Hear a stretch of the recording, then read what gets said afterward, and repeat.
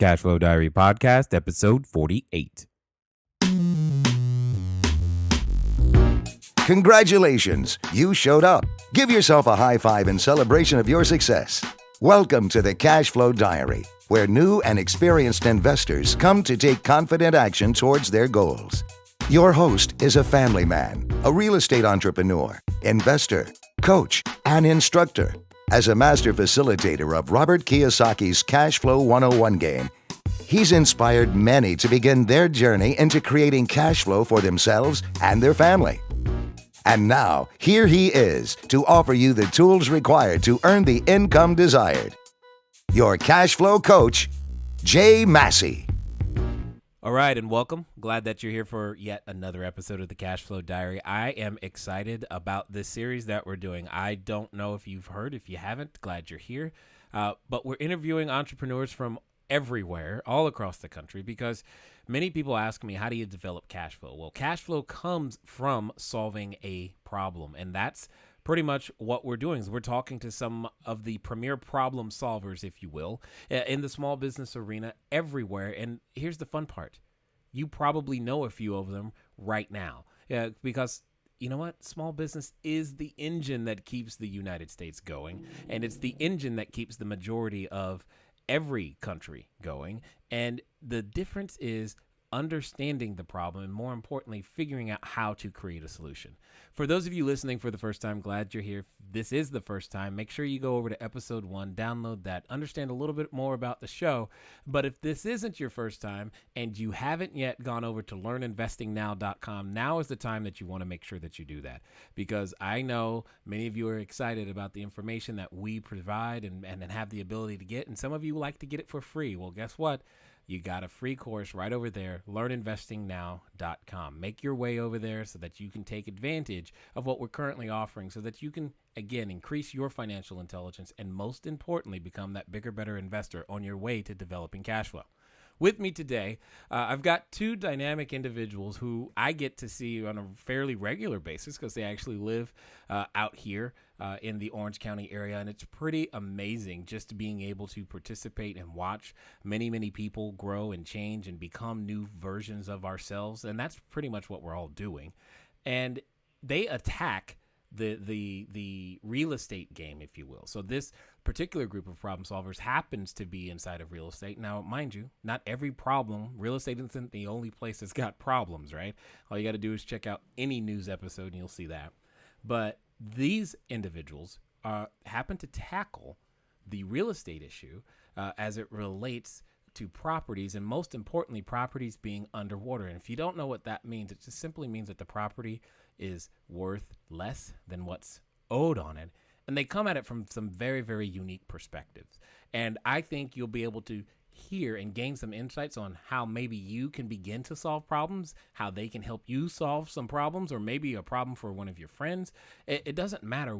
The thing I want you to hear from them is how they view their business, how it helps people, the stories and the things that they get to do because of their business. And that's what we all, as business owners, entrepreneurs, get the privilege of doing, is we get to take on the problems of others, and occasionally we make a profit, right? That's the goal. And at the end of the day, we get to feel good about what we do, work with the people that we love, and we get to, I just really like providing solutions. Okay, so what I want you to do is that I want you to pay attention. I want you to hear how they attack the real estate world, and welcome, if you will, the owners of Short Sale Solutions.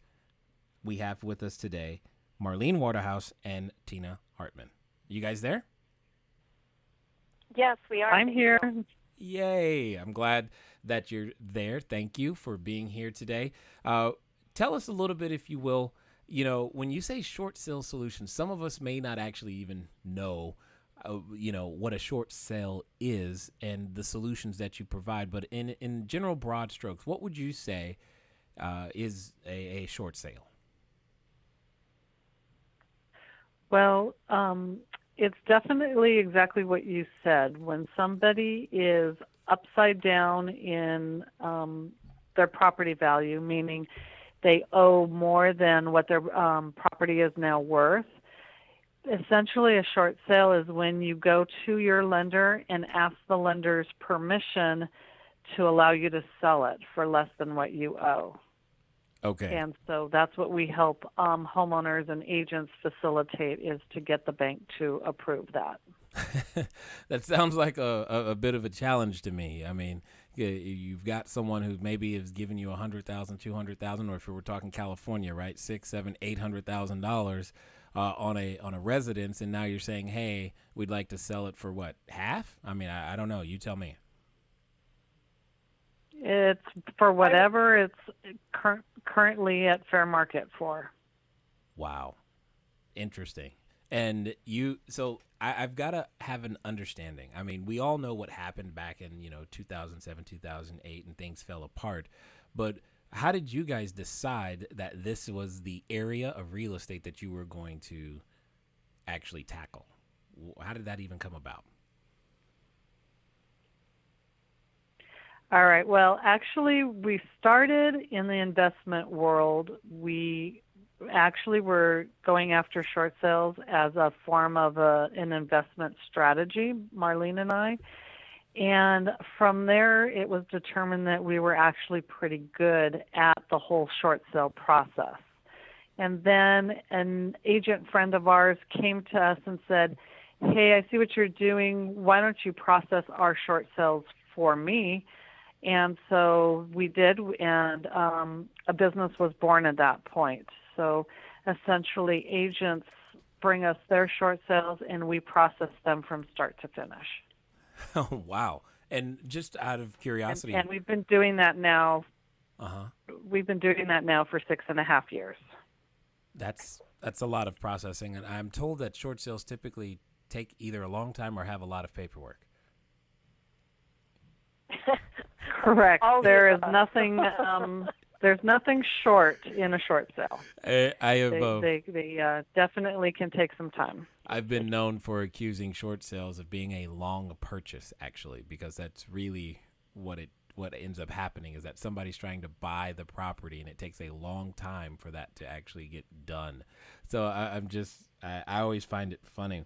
So I'm kind of curious, Marlene, on when you look at the business and the landscape today, marketplace, if we listen to the news, we might, be deceived into thinking that everything is getting better. And what do you mean there's properties still underwater? Is that similar to what you guys are seeing, or are you experiencing something different?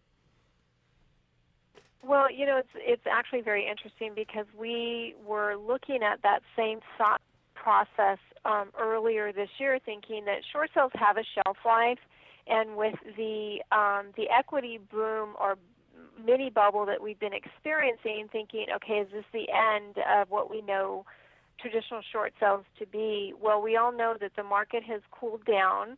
Interest rates kind of play a game with, property values, and things aren't as rosy as some of the news and the media will say it is. And add on to that, there's a few dynamics that the outside industry, i.e. the news, is not really thinking about. And the factors are, there are loan modifications that were placed in 2006 and 2007 that are due to reset, which means they had a 5-year interest-only payment or very, very low start rate. And at the end of that 5th year, that loan modification is going to be recasting. And when that does, that homeowner's payment is going to increase, and they may not be able to make that payment again. So then it puts them right back in that same position, because most people thought, 5 years and we'll be out of this. That'll be plenty of time. The second dynamic is back in 4, 5, 6, when this boom was hitting, people were taking out HELOCs left and right and stripping equity out of their house. Most of those, or a large portion of those HELOCs, had a 10-year interest-only payment on them. So in 2014, we're going to head into that first year of that 10-year run of HELOCs, and they estimate about $35 billion worth of HELOCs are going to reset this next year.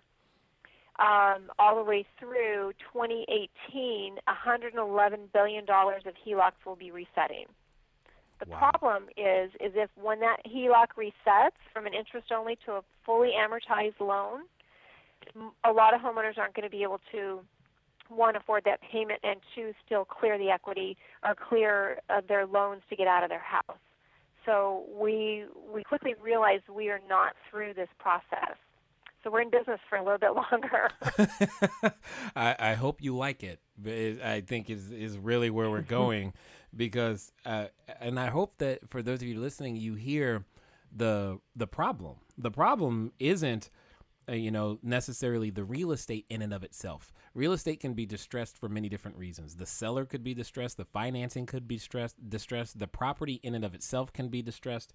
And what the game these ladies are playing and winning at, I might say, is the game of financial distress. That's really what's going on. And sometimes we try to take a temporary Band-Aid and that temporary Band-Aid in 06 and 07 seemed to be a loan modification. So basically, Marlene, what you're saying is that the first round of loan modifications that were intended to kind of solve the problem really just pushed the problem ahead 5 years, and now we're here. Right. Interesting. Exactly. And now also too. Yeah, go ahead. I was just going to add, Jay, statistically, especially here in California, the numbers show that 25% of all homeowners are still underwater. That fluctuates, of course, with the market. But even with the market going up, it might decrease it by 1%. And I believe that number is true across the country. So there's still a lot of homeowners out there whose homes are not worth what they owe. And just to be clear, you guys can't process all of those, can you? No. No. I didn't say you didn't want to. I just said you couldn't process all of those. Because, see, someone might be listening wondering, why on earth would they even want to share information? And at the end of the day, what it comes down to is that the problem is bigger than any one entrepreneur. The problem is huge, and it's going to take a lot of us out there who are willing to look at the news headline and interpret it differently. Many of us have seen news headlines that say what these ladies are bringing to our attention, but when we look at the news headline, we go, oh, somebody should do something about that. Now, what they bring to the table is a potential solution for many people. And it sounds like you serve some customers, so the homeowner themselves. And I also heard you mention that you have agents that bring you transactions as well. Is that correct, Tina? Yes. Got it. Agents are out there marketing, and then we do the back end work for them. Got it. Is that because you like paperwork, or are you just really good at it? It's probably a little bit of both. And homeowners are better served when they have people who know what they're doing handling that part of it. Most agents are not trained in this area, and as such, if you hear a statistic like only 60% of short sales get approved, that's only because the person who's handling it doesn't know what they're doing. For someone like us, we get 95% of our short sales approved, and that's only because we do it day in, day out, and know what to do.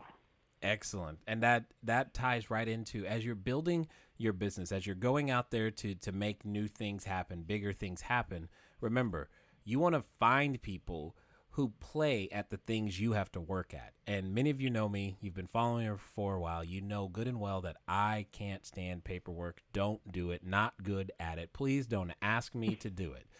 Yet, there are some people out there who are actually good at that stuff. And God bless them, because we need them, to clean up our mess. That's basically what I need them for. Please help me.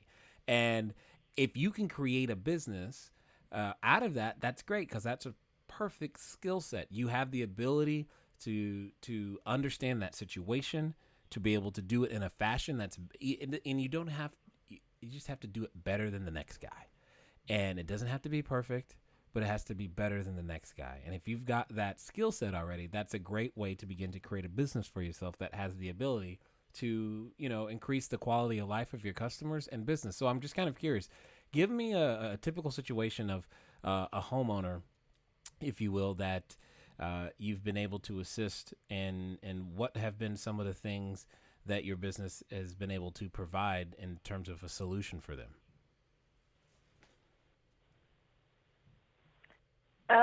Let's see. Let me figure out which one we want to talk about. Well, Jay, we have helped hundreds and hundreds and hundreds of homeowners through different various aspects of their situations. If they are working on a modification, we can help assist them, in taking care of that, because we know statistically that only 14% of homeowners who go into a modification will actually be approved for that modification. So there's a whole host of homeowners that need assistance in just getting through that process. If a modification isn't right for them or doesn't work for their situation, then we can go into a short sale, and because that's a much better option for them than foreclosure is. We had one particular short sale, and we talk about it, and it's kind of like I have to be careful. It took us 4.5 years to get it done. And the reason that I have to say whoa. It 4.5 was a very years? long purchase. Yeah. 4.5 years. Yeah. Wow. Yeah. You guys are committed, if nothing else. We are extremely committed, and it's because of that, and that's our work ethic and our work quality, is that these homeowners had been disenfranchised by 4 different groups of people. Everybody saying, "Oh, I'm here to help you." And they did not realize that they had given up their grant deed, and that company reconveyed their first mortgage. It was a WAMU loan, and so there's all these lawsuits ensued, and we finally got it and had to explain to them that they didn't actually sell their property, they just signed over the deed to their house. And it had 17 liens. We had to have somebody go to the federal penitentiary to get the signature from the parties that defrauded the homeowners. So Wow. there's just like this whole mass of things that happened, but we were finally able to get it closed, and it was really just because those homeowners needed something positive to have happen in their life, in that they needed to get closure on this. And I'm grateful all of our cases aren't like that, because it was very arduous and time-consuming. But the bottom line was we got it done, and we are tenacious. So You got that right. 4.5 years. Wow. Impressive. yeah. And so what does a typical case that's look our like? longest one. Yeah, what does a typical case look like then? Typical homeowner will come in with a situation, we'll assess it, we'll decide the best strategy for doing their short sale, because not every short sale is alike. We call them, they're like snowflakes, no two are alike. And given their financial situation, their hardship, the investors on their loans, the servicers on the loans, we'll have to put a plan together to give them the best outcome for the homeowner. It's not for the agent or not for us. It's really, what does that homeowner need to have happen for them? And so a typical transaction that has 2 liens on it, maybe some IRS liens or whatever, we can typically get those short sales approved in about 45 to 60 days, and then get the homeowner transitioned into their new location. So it doesn't hang over their head for years. 4.5 years was like I said, that's an anomaly. Wow. But most of them usually run a couple of months. Yeah. Awesome. That's excellent. I mean, and that's a simple way of looking at what is technically, a very challenging, or could be a very challenging problem. Is, hey, I'm behind on my payments. I need a way. I need a place to stay still. I need some help. And you guys are there for me. To help the homeowner. And I said there for me because I'm thinking back, a few years ago, I wish there would have been somebody who had a plan and could tell me and my wife what we should have done and how we could have gone through, our own process more gracefully. Unfortunately, that wasn't the case. I'm just kind of curious, do you guys ever run into the individual, either agent and or homeowner who's possibly, in denial in any way, shape, or form, or just feels so overwhelmed that they're frozen, they don't know what to do? How do you handle that? Yes. Well, basically, Yeah. Go ahead. Go ahead. I know. Well, I what was I was going just to start going to to say is yes. Go ahead, Go ahead, Tina. Tina. Okay. Yes, we definitely get a lot of those people. And essentially, it's just a matter of conversation. We just need to find out where they're at, answer their questions, and guide them gently through the process, and also help them recognize what life might be like when they don't have this dark cloud hanging over them. Yeah. I yes, that dark cloud. I can remember the day that it lifted. What were you going to say, Marlene? Well, what I was gonna mention is that we do see a lot of homeowners that are in this transition of denial and fear. And the denial is that somebody's going to come to my rescue, and so this is all going to go away. One morning I'm going to wake up and it's all going to be fixed. And then down to the fear, and that's what stops them, is because they don't know what to do next and they don't know where to go. If I lose my house today, where am I going to live tomorrow? Who's going to rent to me? What's going to happen to my future? And that's where we have a lot of dialogue with homeowners and their agents, or just direct with homeowners, or if we're working directly with them, to let them know that there's a light at the end of the tunnel, that we're going to walk them through this process, and that when it's done, there will be a place for them to go, and a place for them to be able to move forward with their life and take off that stress, because they're not sleeping. They're in stress, and they're in denial, and they're kind of just, they look at you like I don't know what to do, and then they think foreclosure is the best thing, and it's truly not. Yeah, I can remember having that that almost that same progression of thought. It's, if I lose my house today, where am I going to live tomorrow, and who's going to rent to me? Obviously, we didn't have the assistance to someone to guide us through those very things, but that's definitely the questions that were running through my head, and I know they were running through my wife's head, and we were totally stressed. We just didn't know what to do. And well, for us, obviously things have turned around, etc. But the point is that now that there are solutions out there, and you guys are out there providing a solution, and that's what entrepreneurs do best, is that we provide solutions to challenges. All right, now you're probably wondering, why are we talking about problems so much? Well, and one of the things to understand, as you probably have heard me say many times, is that entrepreneurs solve problems. You just heard me say that a second ago.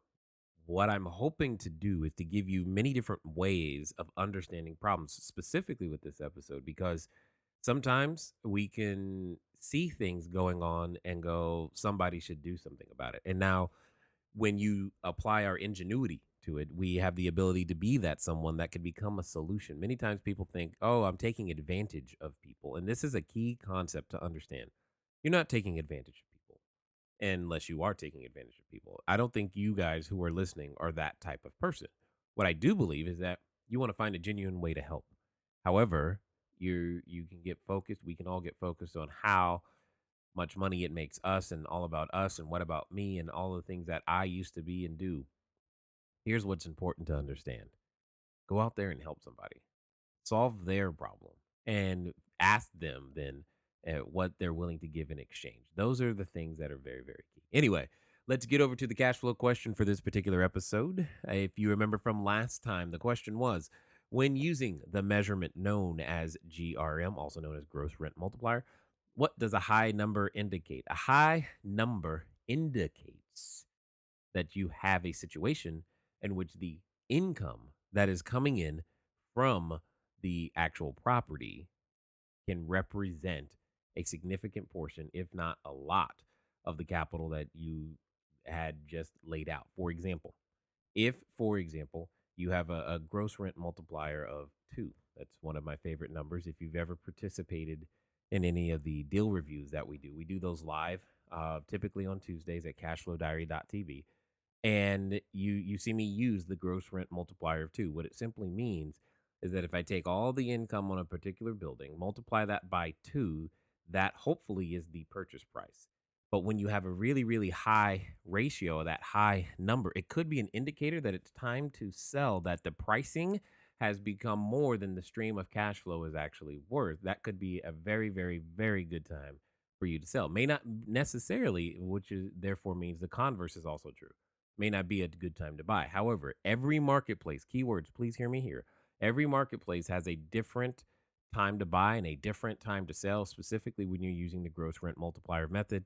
Some marketplaces, the time to buy is at 2. Some, the time to buy is at 6. Some, the time to buy is at 16.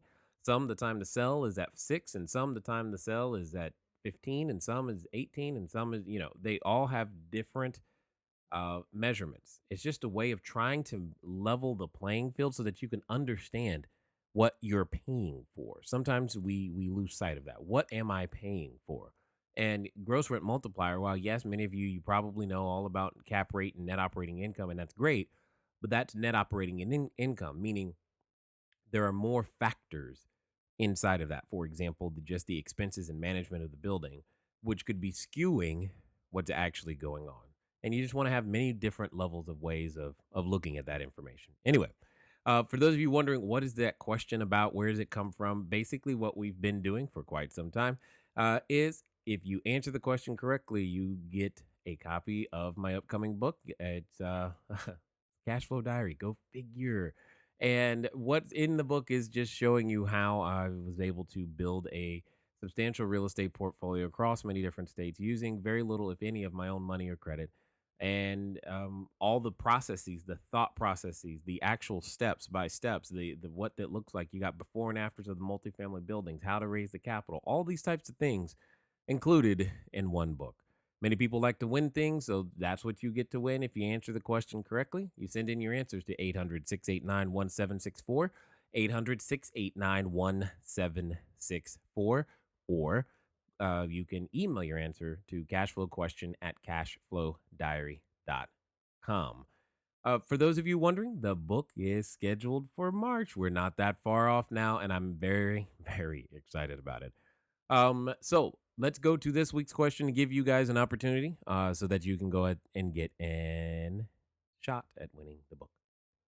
It says, of the following 4 resources. Now, another way of saying that would be, which of the following 4 items, of the following 4 resources, knowledge, time, money, or credit, which does wholesaling use the most?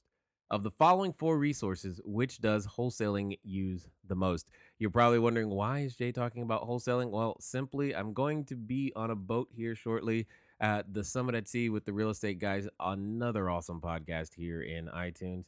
And you probably want to go over to cashflowdiary.com/summit at sea. If you want to find out more details about that, be hanging out with Peter Schiff, Ken McElroy, and a whole bunch of other really, really, really smart people. If you ever wanted to catch up with us in person, now would be the time to get knees to knees across dinner tables and actually ask those real questions that you've always wanted to know. Anyway, send in your answers to the question, 800-689-1764, cashflowquestion@cashflowdiary.com to get a chance to win the upcoming book. For those of you who want more details about the book, it's cashflowdiary.com/book. Let's get back to the interview. So I'm kind of curious, Tina, what would you said part of your business helps agents as well during this challenge. What is the challenge that agents are experiencing in the marketplace that you guys, provide? We understand the homeowner because they're the ones who got to do something, but how are you guys helping agents? Well, essentially by doing everything in regards to the short sale for them. So agents' best use of their time is to go out and do what they know best, which is marketing, finding homeowners who need to sell or who want to buy. And in the past, if an agent took on a short sale, it's very time consuming, and they would find themselves handling a short sale instead of going out and finding their next deal. So essentially why we benefit them is we handle all of that back work, which allows them to go out and do what they do best. And typically our services are free for agents, so they really love us. Well, you just said one of my favorite words right there. Free 99 is always in the budget. That's for sure. Now, if you're listening, you heard you heard a different way to approach business. Is that sometimes you can found your entire business, what creates cash flow for you, by making someone else more productive at what they do. As Tina said, it's not the highest and best use of their time. So one way to attack the problem is to look at it and go, okay, the highest and best use of this person's time is X, and I can do this piece that allows them to become, in theory, more profitable because they can stay focused on what it is that they do best. I'm just kind of curious, do you have any agents that, just keep coming back to you over and over again because they can now process more and get more stuff done? Oh, most definitely. They are probably the majority of the agents that we have come back on a regular basis. And they actually have seen an increase in their business because they concentrate specifically on the short sale market and have us work on their back end while they just continue to fill their pipeline. Well, according to the numbers Marlene told us about the $35 billion, $111 billion over the next few years, it doesn't look like there's going to be any trouble for filling the pipeline. That's for sure. Well, that's interesting because a lot of agents out there think that short sales are dead. And so Marlene and I actually do training for agents, and we'll get in front of a room of 50 and we'll ask how many agents are going after short sales. And we maybe get 2 or 3 hands that will raise because the perception out there is that the short sale market is going away. So it's an untapped market for a lot of agents. They find they don't have the competition out there, and they probably wouldn't be very happy to hear us spreading the word that no, it's a good market for all. Right. Were you going to say something, Marlene? Yeah, just a couple of things. In the fact that we do agent trainings, works in our business model because currently in Orange County, there are 166,000 homeowners that are underwater. They're at zero equity or below. Now, if those homeowners, then you add notice of default or any type of distress to that homeowner, they're going to need somebody to help them through that process. I myself as an agent cannot market to or knock on the door of 166,000 homeowners that need my help. But you're trying. So it's really in our best interest. I'd be dead. But so I'm better off. I'm better off actually talking to a sales force of people that are in contact with that 166,000, and then it in turn brings it back into you find them, we'll take care of it. So therefore, more homeowners are actually being helped than if I kept a secret and just tried to do it all myself. So it's kind of a win-win for everybody. Absolutely, and in fact, it goes right to the point that I frequently tell people is that wealth is a team sport. You can't play every position on the team, and you can't always win if you try to do it that way. And you can win more games more frequently if you have substitutions.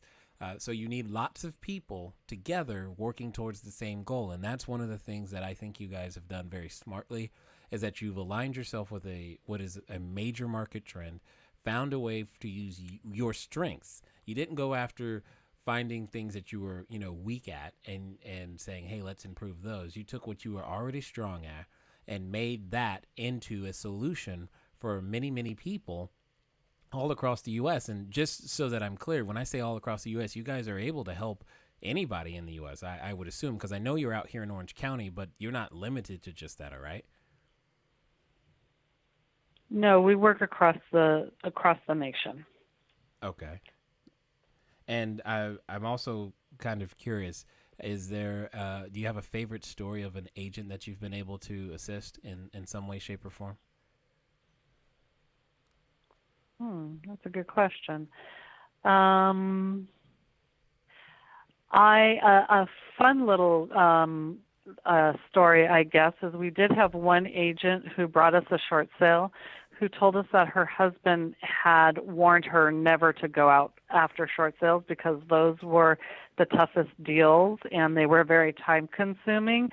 But she was approached by a friend or somebody, so she felt the obligation to take on the short sale, and she brought the file to us. And after the process was done and she got her check, she said, "I like this. I'm going to go out and go get more."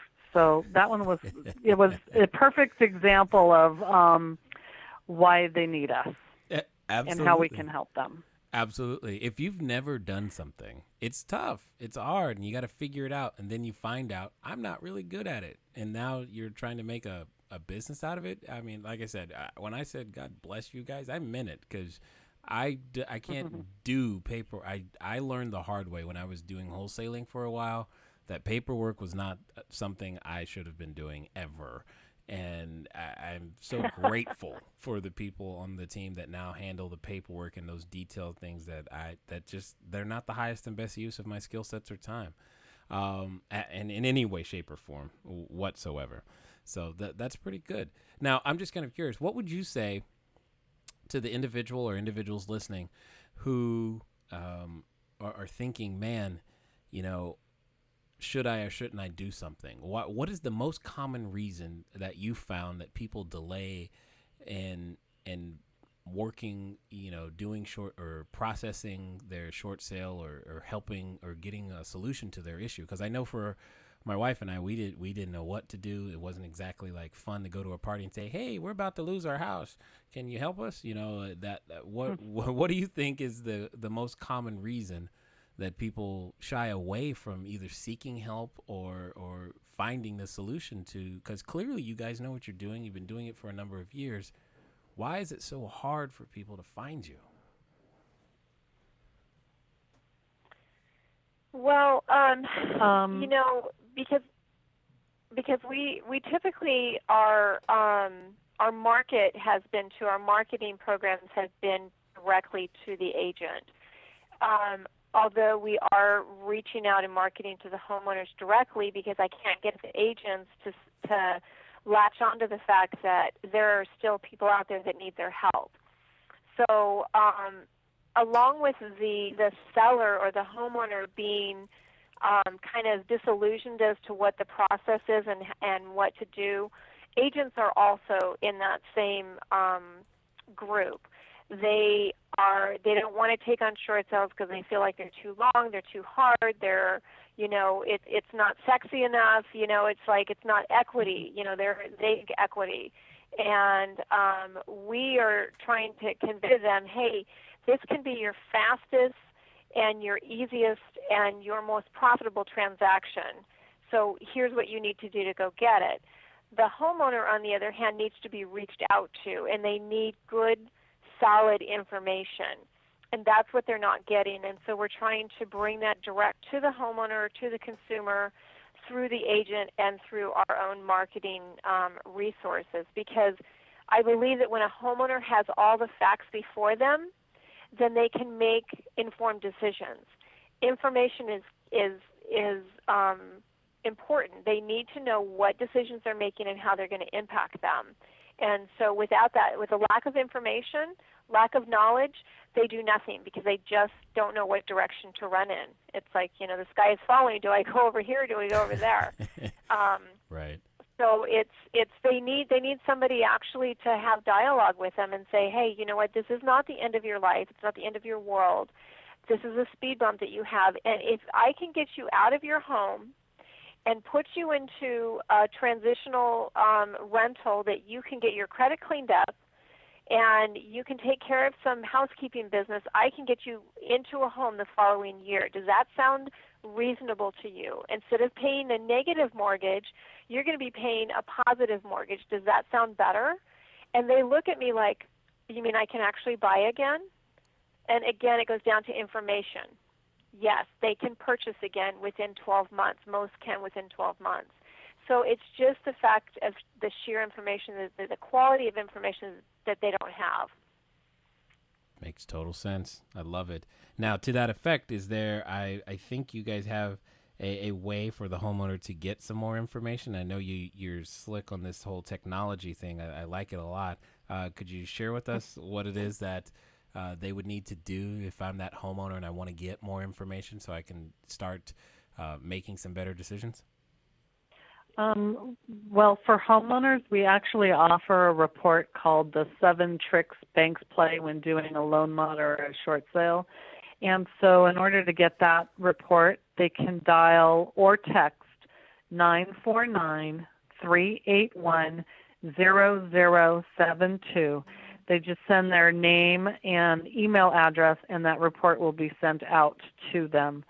Of course, if a homeowner has questions specifically on their own property, they can always call our office to speak to us directly. And that number is 949-340-5457.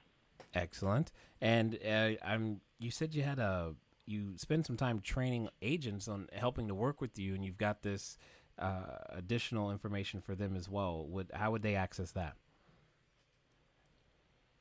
Okay, so for agents, all they have to do is call 949-337-1551, and that actually will send out a series of videos that walks them through the entire short sale process and how to work with us from start to finish. And it gives them very comprehensive information as far as what we need and what we expect and how it all works. Excellent. And for those of you wondering, if you just want to tap into a website, they are at shortsalesapproved.com. Shortsalesapproved.com. Now, before we finish, though, I gotta ask this question because it's really important to me and it's close to my heart. How do you guys work either with investors, or do you even manage to go down the road of this short sale thing as it relates, to apartment buildings or commercial real estate? Well, yes, the answer is yes, we do work with investors. We have several groups of investors that are marketing for their own properties via short sale, and they have built relationships with these agents, and they bring the short sale to us, and we negotiate it on behalf of the investor. So again, in any transaction, the listing agent has to be willing to relinquish some control and let us do that back-end paperwork for them. For some agents, that's incredibly difficult, but they're probably not the ones that do a lot of transactions because you can only do so many. And as far as commercial, we have done a couple of commercial short sales, and so the process is a little bit more tedious, but yes, it can definitely be done. So we've had transactions that we've done that are, I think the lowest one that we were working on was $30,000 out in Georgia, and we have a $4.5 million one coming in this week. So we work on all ranges. Nice. And I'm just curious, that $4.5 million, now you're going to tell me that's a single-family house in California, aren't you? It is a California home, and the value of it's actually about $6 million. So the investor's bringing in a $4.5 million offer, and we're hoping to keep it down at his price point, so then he can, I'm like, okay, there's got to be a really tight exit strategy for that property because It's an investor. So. Yeah. I love that. An investor whose identity is such that, hey, a $4.5 million house is an actual deal. I love that. I love it a lot. Anything else, ladies, that you'd like to share as it relates to solving problems, being an entrepreneur, something that person who's out there wondering how can they begin to, their own cash flow story, if you will. What is it that you feel that they need to hear to be able to take those next steps and become, more than what they are today?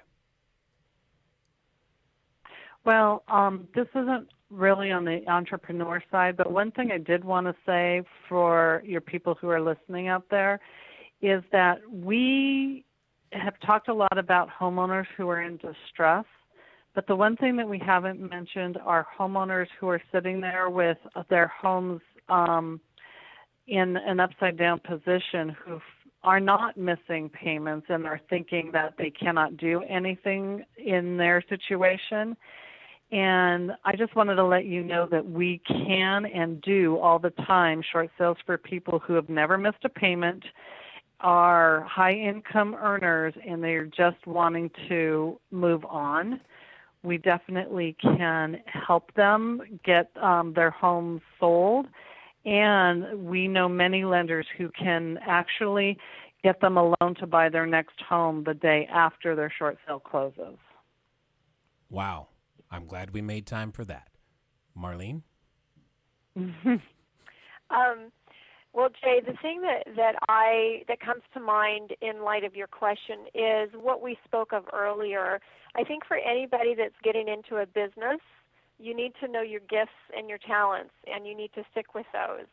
And Tina and I have had a partnership for going on probably 7.5 years.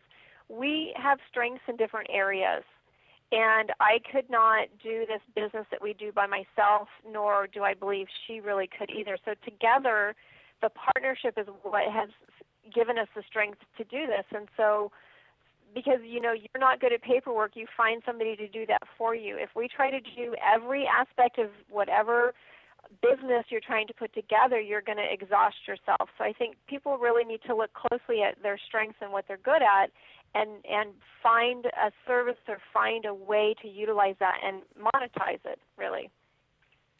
Agreed. 100%. And persist. I'm sorry, and what? And be persistent. Oh, you mean every day's not rosy and fun? There's a bit of tenaciousness that's required in starting your own business. I think there have been times where Marlene and I, probably different times, where we could have just quit and said, forget about it. However, you wake up the next day and you go, nope, it's worth to keep going. And that's a huge part of being an entrepreneur, is just waking up every day and saying, no, this is worthwhile and I need to pursue it. Absolutely. I can imagine that from time to time you guys probably get thank you cards or emails from people that you've helped. Not enough, no. We do from time to time.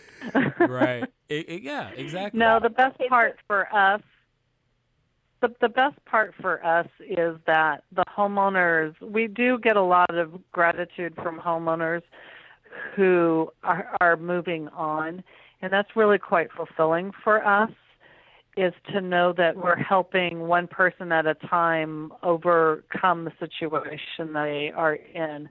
What a lot of people don't understand is that big businesses, they go out there and they have to restructure financially and make decisions. Some companies file bankruptcy. Some companies close some of their businesses down. And there's this perception in an individual world that us as homeowners and families aren't allowed to do that. There's that big unknown that morally I can't make a difference. And part of the battle that we find when we're talking to homeowners is most people approach this decision about what to do with their homes from an emotional standpoint.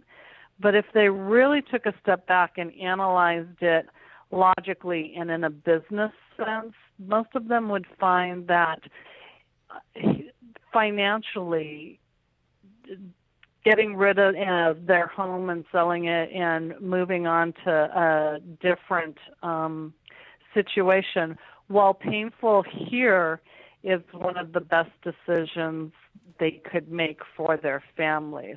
An interesting statistic is, of course, we've started this in 2007, 2008, and those homeowners, it was really tough because it wasn't the in thing to short sell their homes and things like that. And we spoke in depth with a lot of those homeowners and agonized with them over making that decision. However, I think here in California, the second largest group of buyers are now those homeowners who did short sales back in 2007, 2008. And I can bet you every one of them as buyers are saying that that was the best financial decision they made. It was a hard decision, but financially they are way better off for it. Yep, totally understood. Marlene, any final comments? Yeah, I was just thinking about one of our situations. You talk about people being grateful for what we do and thanking us. There have been so many homeowners that have come up and just really appreciated the work and the time and energy that we've put into their properties. One of the situations was an agent who was selling a house I think the transaction ended up being $1.2 million when it was finished, but it was going to foreclosure, and I negotiated the transaction and got it closed down and ready approval. We did everything from start to finish in like 4 days, and so many hoops had to be jumped through to get this transaction to keep it out of foreclosure, and it was just a series of steps and sequences that got it to that point. But we had heard that when the transaction closed, the agent and the buyer, the new buyer for this house, went out to dinner and they toasted us. We're like, well, you could have invited us. We would have been happy to come. But the seller was ecstatic about getting his parents out of that house. They turned around and gave us another transaction. The buyer's agent on that transaction gave us another transaction. The seller brought in another deal, and so everybody on that entire transaction was just thrilled. The agent, who was the one who brought us the deal, he did send us to Costa Rica for a week, so that was really nice. But yeah, it is gratifying to know that we're helping people transition out of a difficult situation. Absolutely. Absolutely. I hope that you've enjoyed listening today. I hope that you've gained some pearls of wisdom on just some of the foundational things that are definitely there when it comes to establishing business in your own cash flow story. And at the same time, you've also heard from some of the ground folk, if you will. That's what entrepreneurs do. We roll up our sleeves, we get dirty, and we go out there and we solve a problem for a profit.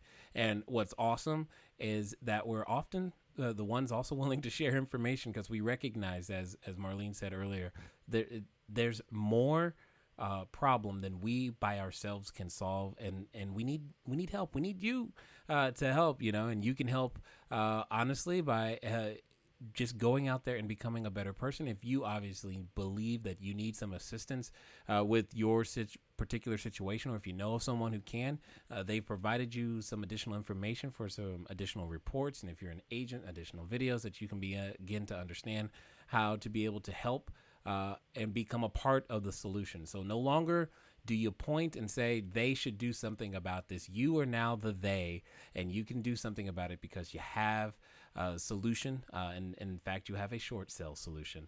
So, ladies, I thank you for your time with us today. Thank you, Jay. Oh, thank you very much, Jay. Thank you for investing your time with Jay Massey and the Cash Flow Diary. When you have a moment, please visit iTunes and leave a positive comment about the show. And go now to our website, CashFlowDiary.com, to take advantage of our free business building course, Cash Flow Foundation. Gain the knowledge, understanding, and skill that will teach you how to never need a job again. Until next time.